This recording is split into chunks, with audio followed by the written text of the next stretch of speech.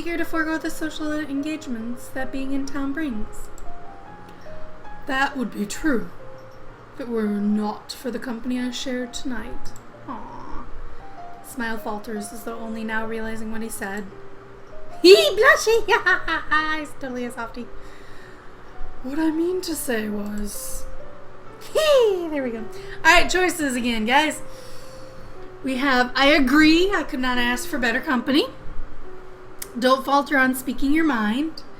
I hope what you mean to say is not different from what you actually said. Or thank you, Captain.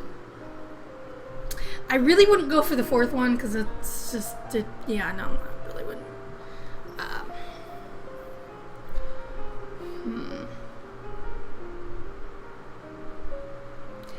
Wow. What does this imply? I like your hat. Okay, yeah, the guys' hats. That's pretty much the hats that they had back then, I believe. Thank you. It's cute, isn't it? I like it too. Wish I could have one in real life, you know, just wear it right now. Then again, if I wore it right now, I'd probably be sweating. 1 of 3, but 3 seems kind of bitchy-ish. It implies more, and I think it's just going a little bit far with that one. That's what I was thinking. Alright, so let's go with 1. I agree, but I could not ask for better company. I agree with you, Captain. Could not have asked for better company tonight. He looks back at me and I smile at him, his uncertainty settling. There are not many of your status who would admit to such. But I am most glad you seem to be much different than your peers. Thank you. I suppose you must leave, then. Arabella's voice cuts through the air, shaking me from my conversation with the captain. Oh, look at that face. He looks so sad. She looks so sad. I'd almost forgotten we were still in company. Foxley gives a nod, and Arabella slowly removes her hand from his arm. I do the same with Blake, though I notice he extends his arm as though to keep my hand on it for a little longer. He quickly shifts himself straighter, clasping his hands behind him. I truly hope we meet again. As do we, Colonel. They give deep bows, Blake catching my gaze as he stands. The officers linger for a moment longer before striding away down the dim-lit street. Well, I am not going to pretend that I shall not be saddened by their absence.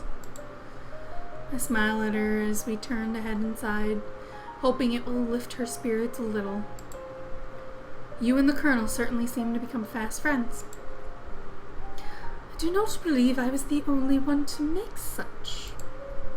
But I suppose it matters little now, though the rest of the season will definitely be a little more dull.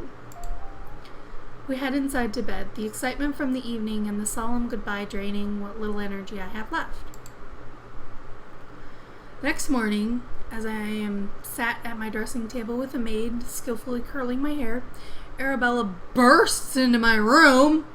Jeez, knock at least! Saddened by Nodi. I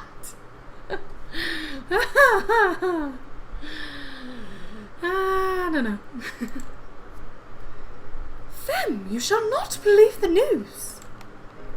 I can't help but laugh as she bounds inside and throws herself onto the bed, the maid not able to stifle a chuckle either. I cannot possibly imagine what could send you into such an excited manner, other than the Colonel. How can you not guess? She shuffles across the bed closer to the dressing table, looking at me through the reflection in the mirror. Yeah, it's a pretty cool game, and Rabbit, it happens to be free. Same place as I generally find all of mine, itch.io. I like the stuff that they have. I mean, I found some really cool things on there, so yeah. It is. It's fun. The military are to stay in town for the entire season. This news makes me turn on my seat to face her. Truly? But I thought they didn't have a place to stay large enough for the whole regiment. Apparently they were offered lodgings by Lady Steer, as she is heading back to Old Country Estate. Tea is staying.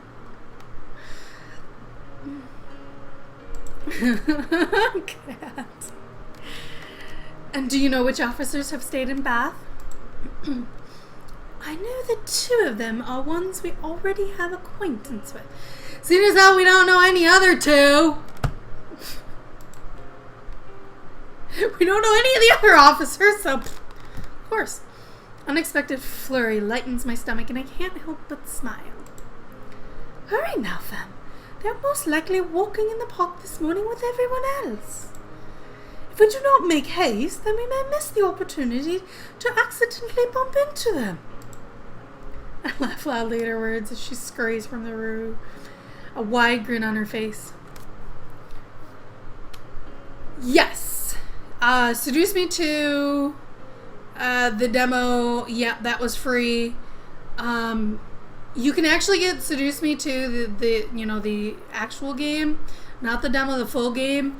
You can actually get that for, I think it's under $5 now on Steam. I believe it's under $5. And then, yeah, made game, Seduce Me. I think I got the original Seduce Me for free. So yeah, there's a lot of games that I find on there that are actually pretty good.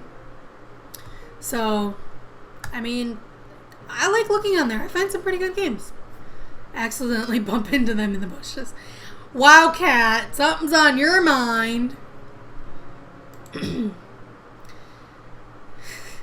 We arrive at the park soon after, the bright morning sun cascading across the dew-sparkled lawns. Birds continuing to tweet softly from the trees. Peaceful cheer of it all is enough to make me smile. I don't hear any tweet, tweet, tweet, tweet. So, do you like Arabella's hat? Because it looks like a bucket. I'm sorry, it looks like a friggin' bucket on her head. Pumping of bushes. I have not yet seen any officers. Calm yourself, Arabella. I'm sure we shall meet them again. Turn to her, her gaze darting from each group of people to the next. I must say, you seem remarkably keen to meet the Colonel, considering you already have engagement plans. I can feel her tense beside me. Not all plans are made to be seen through. Stop in the middle of the path and stare wide-eyed at her. Arabella, do you truly like the Colonel so much? You have known him for so short a time. That does not mean there is not fun to be had in his company. For a woman so concerned with reputation, you can say the most scandalous things at times. It's a romance. They didn't say seduce me in this one.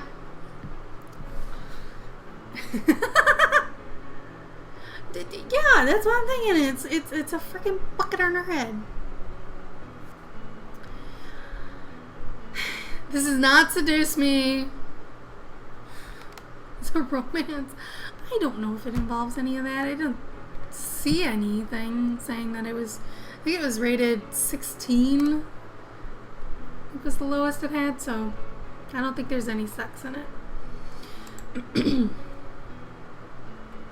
Right? I merely speak my mind. What meaning people take from my words are their own ideas. Dang, Arabella really wants the D. But is that all you see in the Colonel?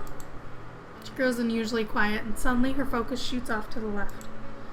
Ah, look, there is Lady Kittering. Hey, Kitty!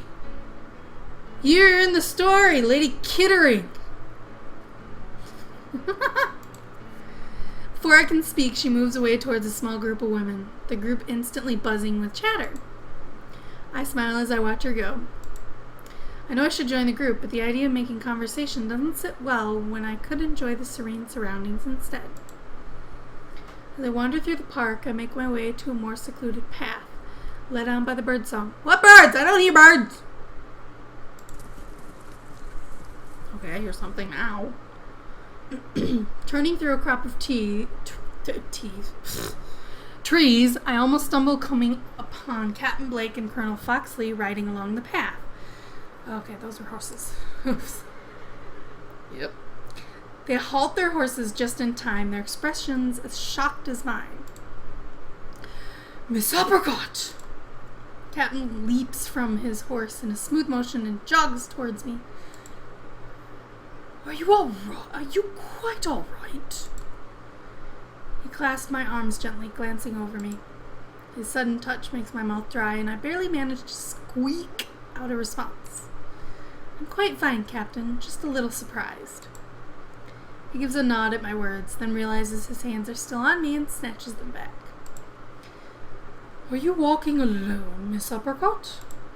Before I can respond, Arabella's voice echoes from behind us. Fem, are you here? Yes! Visible horses. Fem, are you here? Oh! Good morning, Arabella. Glances up to meet eyes with the Colonel on his horse. Good morning, Colonel. Look at the freaking look on her face. Her gaze drops to their steeds. Are you sure it's not dropping here?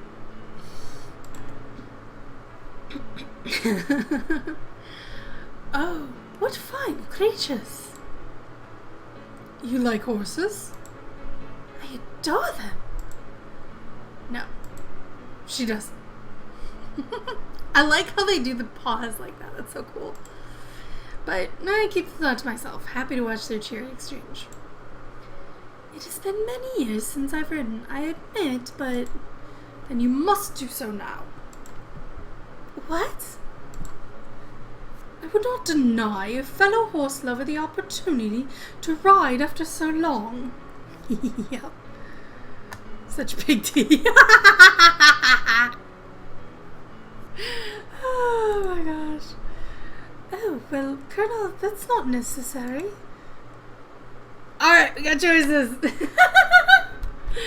Oh my gosh, such big D you have. Colonel. Alright, so go on, Arabella. You do so love horses after all. But she's not in a riding habit, or say nothing. So we can say nothing and just, let it go on. We could push her onto it and say, of course, she loves them, like she said. Or we could try and help her out by saying she doesn't wear your riding habit.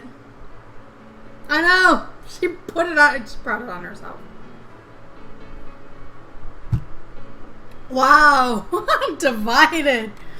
Cat says 1, rabbit says 3. I'm guessing that either 1 or 3 is going to end up with Arabella on a horse. I'm just guessing. Alright, so now I gotta pick. I think I'm going to go with this one. Oh, do go on, Arabella. You do so love horses after all. She throws me a glare. What I cannot help but giggle at as the Colonel leaps from his horse. I just giggled anyways. What would seem her dislike of horses drains away when Foxley takes her hand. The two move towards his horse, the sun now dappling through the canopy of the crop of trees we are standing in. Exactly. Let her flounder. I just went along with what she said.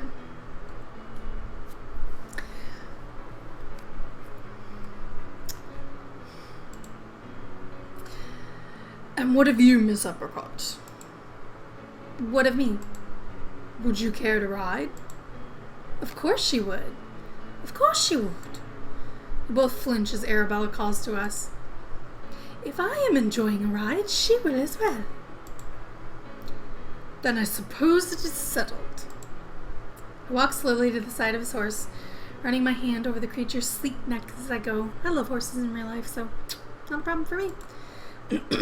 Albeit in a dress. Not the best. Ah, that rhymed. He is beautiful. The horse is pure black, heavy feathering around its feet, and a mane so long it almost obscures its eyes. Buttercup. Ah, Princess Bride!